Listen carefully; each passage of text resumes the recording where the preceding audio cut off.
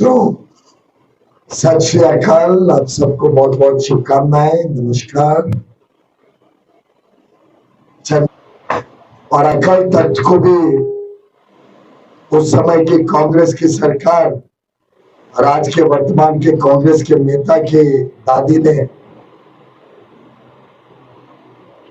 हरमंदिर साहब को भी, अकाल तख्त को भी नहीं बख्शा।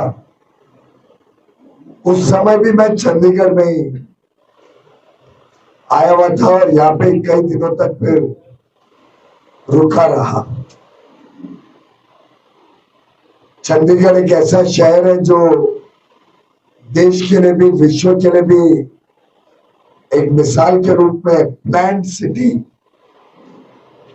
और मैं समझता हूं कि बहुत सौभाग्यशाली है जो भाई बहन चंडीगढ़ में रहते हैं। व्यवस्थित, बहुत ही बढ़िया, वर्षों से यहाँ पे विकास भी हुआ और आगे चल के प्रधानमंत्री नरेंद्र मोदी जी के नेतृत्व में चंडीगढ़ के लिए बहुत सारे नए प्लान्स और योजनाएं भी संजय टंडन जी के नेतृत्व में लेकर हम काम करने वाले हैं। वैसे तो 6 चरण हो चुके हैं चुनाव के।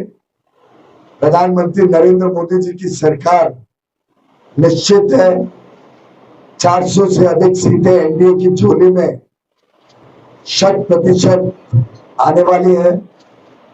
मेरा भी भ्रमण देश के अन्य इलाकों में रहा और लगभग सभी जगह जो उत्साह, जो उमंग, जो आशीर्वाद, जो समर्थन माननीय प्रधानमंत्री नरेंद्र मोदी जी के लिए, उनके 10 वर्ष के बेदाग केंद्र सरकार में प्रधानमंत्री के कार्यकाल या 50 वर्ष का बेदाग ईमानदार देश सेवा का जीवन, कण कण क्षण क्षण जनता की सेवा में, देश की सेवा में, देशभक्ति से ओतप्रोत आज पूरे देश में और वैसे तो पूरी दुनिया में आज उनकी लोकप्रियता चरम सीमा पर है।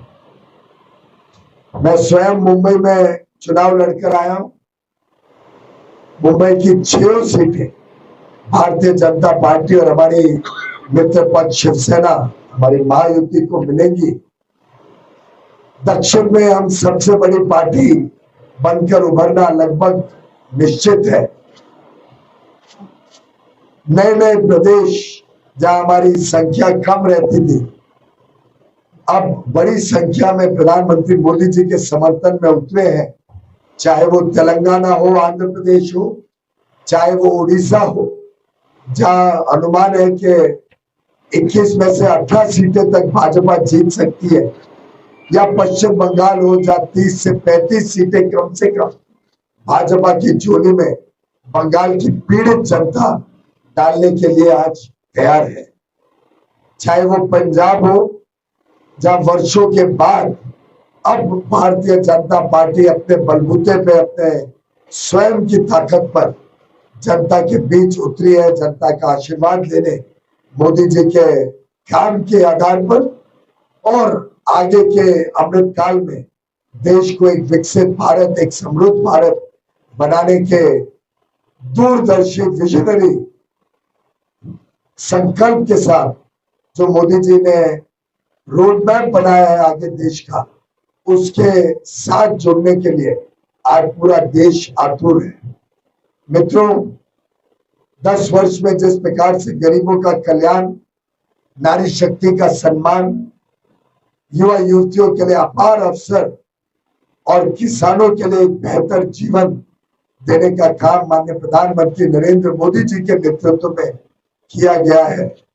आज चाहे वो युवा युवती हो जिनका उत्साह और उमंग बड़े लक्ष्य की तरफ जाता है, आज छोटी मोटी चीजों से संतुष्टि नहीं होती है। आज हर एक व्यक्ति को सरकारी नौकरी के पीछे नहीं भाग रहा है। कहा देश में 400 साढ़े 400 स्टार्टअप हुआ करते थे 7-8 साल पहले, आज देश में 1,31,000 स्टार्टअप्स, उसमें बड़ी संख्या में महिला और हमारी बहनों ने शुरू किए हुए स्टार्टअप्स आज देश में युवा युवतियों को जॉब क्रिएटर्स बना रहे हैं, जॉब सीकर्स के लिस्ट पर। जितना इंफ्रास्ट्रक्चर, आधारभूत सुविधाओं में निवेश हो रहा है, चाहे वो भारत के 114 नए इनलैंड वाटरवेज हो, पोर्ट कैपेसिटी डबल करने का काम हो, एयरपोर्ट 74 से बढ़ा के 150 एयरपोर्ट बनाने का बात हो, चाहे वो रेलवे के बड़े विस्तार की बात हो, नया बुलेट ट्रेन पहली बार भारत में आने की जो कल्पना के साथ तेज गति से काम हो रहा है, या डेडिकेटेड फ्रेट कॉरिडोर्स के काम को खत्म करने की बात हो। मेट्रो आज भारत के कोने कोने में जा रही है, यहां तक कि अब तो कई शहरों में न्यूयॉर्क से ज्यादा मेट्रो अब भारत में आने वाली है। हर प्रकार से बड़े बड़े एक्सप्रेसवेज, हाईवेज, फ्रीवेज देश भर में बनाए जा रहे हैं। जो रोजमर्रा की समस्याओं से जीवन बिताते थे, तकलीफ में रहते थे,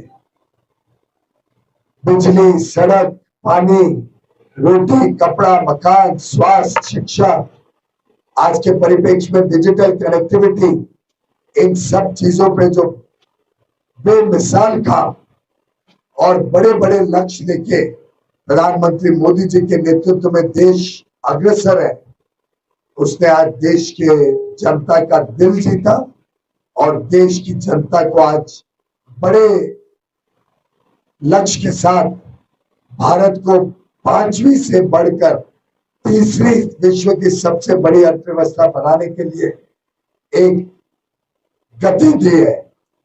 अगले 3-3.5 साल में हम विश्व की 3री सबसे बड़ी अर्थव्यवस्था बन जाए। कहा एक फ्रेजाइल 5 2014 में इकोनॉमी, एक ऐसी अर्थव्यवस्था जो दुनिया की 5 सबसे कमजोर अर्थव्यवस्था में से एक गिनी जाती थी, मोदी जी को विरासत में मिली। तब 11वीं अर्थव्यवस्था थी विश्व की। मात्र 10 वर्ष में एक फ्रेजाइल 5 इकोनॉमी टॉप 5 इकोनॉमी बनकर आज एक ऐसी अर्थव्यवस्था जो पूरे विश्व की अर्थव्यवस्था को टीका दे रही है, बल दे रही है, आगे बढ़ा रही है। सबसे अधिक फॉरेन एक्सचेंज रिजर्व्स जो भारत में कभी नहीं देखे, $650 बिलियन, यानी 50 लाख करोड़ के विदेशी मुद्रा का आज भारत के पास है। 2014 का 4% का विकास दर आज लगभग 8% हो। जिस प्रकार से कांग्रेस की सरकार में डबल डिजिट इन्फ्लेशन हुआ करता था, मोदी जी की सरकार के 10 साल का औसतन महंगाई 5.5% है। ब्याज के दर कम होने से देश में उद्योग, व्यापार, पहली बार घर खरीदने वाले होम ओनर्स और रिटेल अपने जीवन को और अच्छा बनाने के लिए सामान खरीदने वाले सभी को कम दरों पर आज बैंक का लोन मिल जाए। छोटे लघु उद्योग, सूक्ष्म उद्योग, मध्यम उद्योग के लिए आज मुद्रा योजना हो, या हमारे फेरी वाले भाई बहन जो छोटी काम से अपना घर चलाते हैं, उनके लिए स्वनिधि योजना हो। ढेर सारी योजनाएं आज देश के मनोबल को भी बढ़ा रही है और देश को आत्मनिर्भर बनाने का काम कर रही है। मैं गिनाने जाऊं तो मित्रों, रात तक प्रेस कॉन्फ्रेंस नहीं करती, अलग अलग विषयों। अगर एक छोटा विषय ले, रिसर्च एंड डेवलपमेंट, भारत में 2014 तक सालाना 6000 पेटेंट रजिस्टर होते थे। पिछले वर्ष 1 लाख से अधिक पेटेंट भारत में रजिस्टर। भारत में 2014 के पहले पूरी तरीके से सरकारी खरीद में रोजमर्रा के स्कैम्स सुनाई देते, और यूपीए में तो स्कैम्स की पराकाष्ठा की। कांग्रेस और उनके मित्र दल स्कैंडल्स के लिए जाने जाते। आज जेम पोर्टल द्वारा 4 लाख करोड़ की सरकारी खरीद ट्रांसपेरेंट तरीके से, पारदर्शिता से भारत के कोने कोने में सभी को सामान्य अवसर देते हुए करी जाती। बिना भेदभाव के इतनी सारे योजनाएं देश में लागू हुई। कभी किसी को धर्म नहीं पूछा, कभी किसी की जात नहीं, भाषा नहीं। कांग्रेस का बस चले तो चमड़ी के रंग के हिसाब से भी देश को बांटते हैं।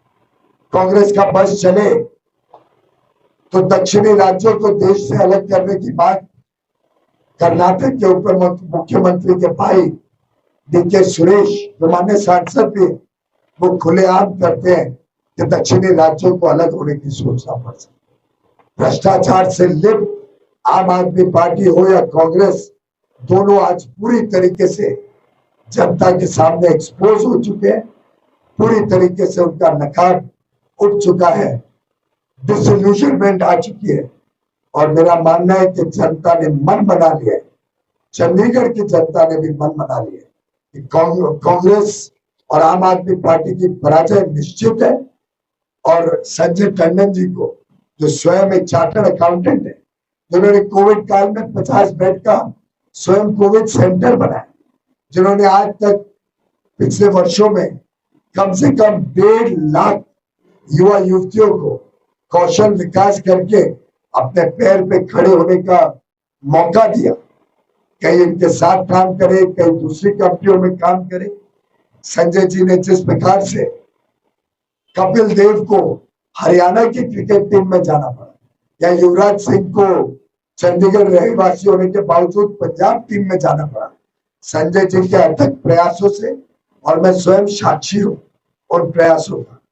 आज चंडीगढ़ की अपनी खुद की क्रिकेट टीम एफिलिएटेड है बीसीसीआई के साथ।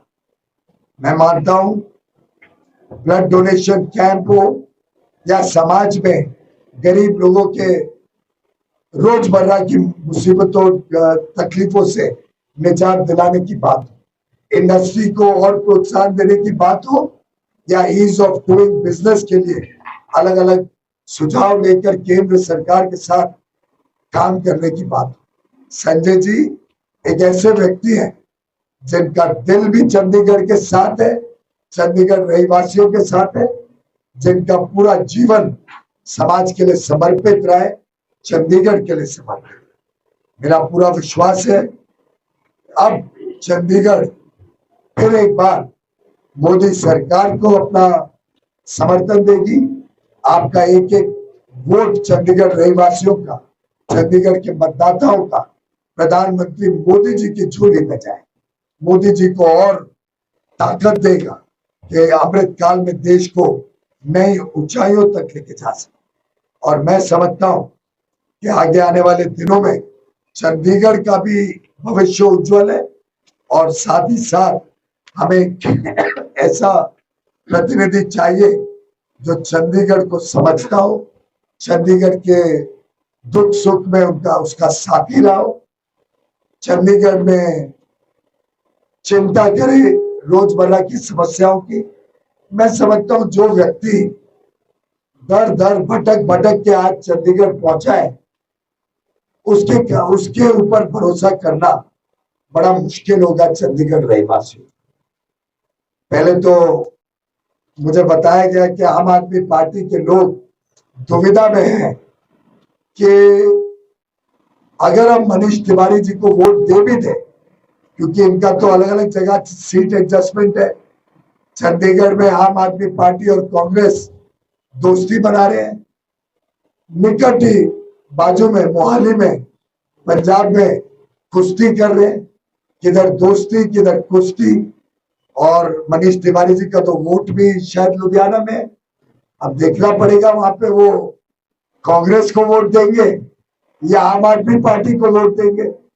मैं समझता हूं हर एक चंडीगढ़ रहवासी ये जानना चाहता है कि मनीष तिवारी जी की प्राथमिक लॉयल्टी किसके साथ है, वो कांग्रेस का वोट देंगे या आम आदमी को वोट देंगे। 2 वोट तो एक व्यक्ति नहीं दे सकता है। ये अलग बात है कि कांग्रेस के राज्य में कुछ भी होता था पहले, पर मोदी जी के राज्य में ये कभी नहीं होता।